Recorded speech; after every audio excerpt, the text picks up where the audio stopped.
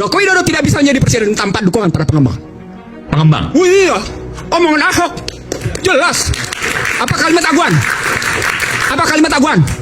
Kami harus menyelamatkan muka presiden. Hei, ayo, ayo kita bilang. Dan menurut Anda itu adalah kerusakan. Anda bisa jelaskan bagaimana kerusakan ketika presiden dikuasai oleh oligarki? Gampang sekali. Kalimat intelektualnya adalah financialization. Yang kaya makin kaya, yang miskin makin miskin.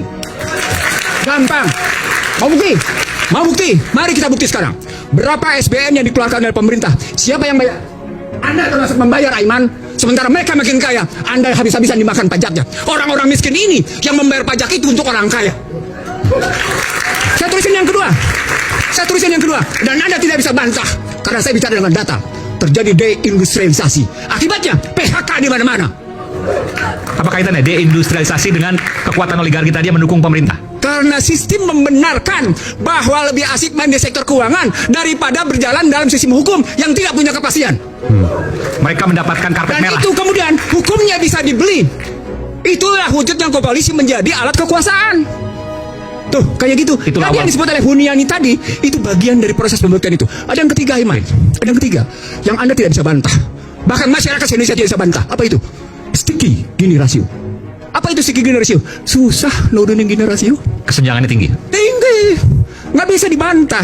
Angka bicara.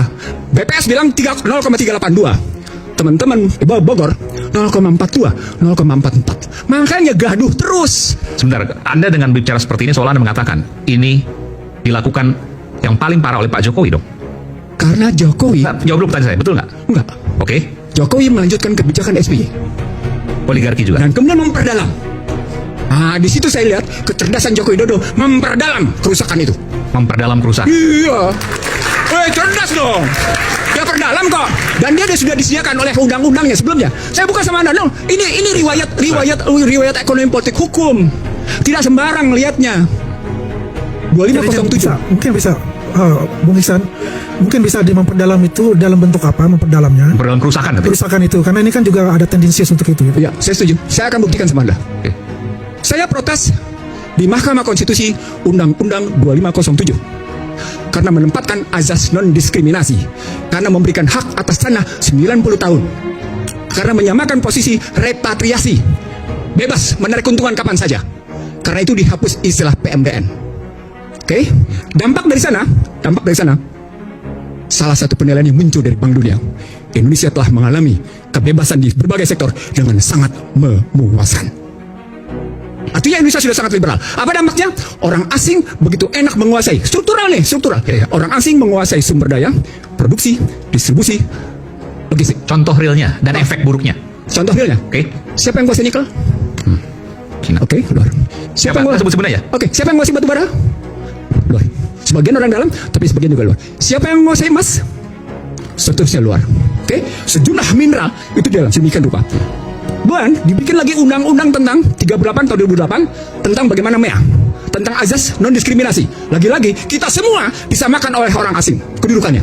Poinnya adalah bagaimana mungkin yang tidak lulus SD itu mesti perang sama orang asing. Puas? Oke, sudah. Dari sana kemudian terjadi lintas kebebasan para pekerja. Maka datanglah orang-orang asing itu. Artinya SBY menyediakan itu. Lihat undang-undangnya. Joko Widodo kemudian menerbitkan berbagai kebijakan, termasuk visa. Visanya kan bebas visa. Kebebasan visa habis-habisan. Lalu kemudian ada juga second home visa. Itu kan semua hitung-hitungan uang. Lalu bahkan memberikan yang namanya tax holiday yang demikian panjang. Habis-habisan.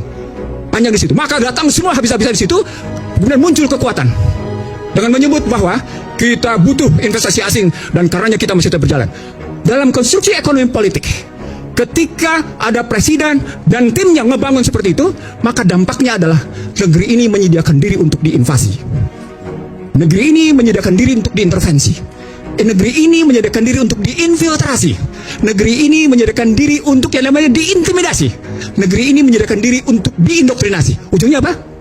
Inflasi. Ketika inflasi terjadi, Anda takut dengan yang namanya suku bunga. Akibatnya apa? Seperti hari ini, kejadian hari ini. Nilai tukar 16.450. Data saya menunjukkan selama 40 tahun terakhir, jatuhnya itu begini. Dolar. Rupiah. Iya, rupiah maksudnya terhadap dolar. Dolar habis. Sangat curam. Curam sekali. Apa artinya?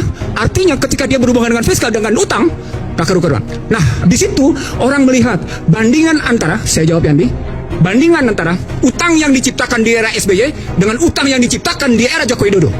Dari situ orang kemudian melihat berapa sesungguhnya manfaat yang muncul atas 5 indikator. 1. Tingkat kemiskinan.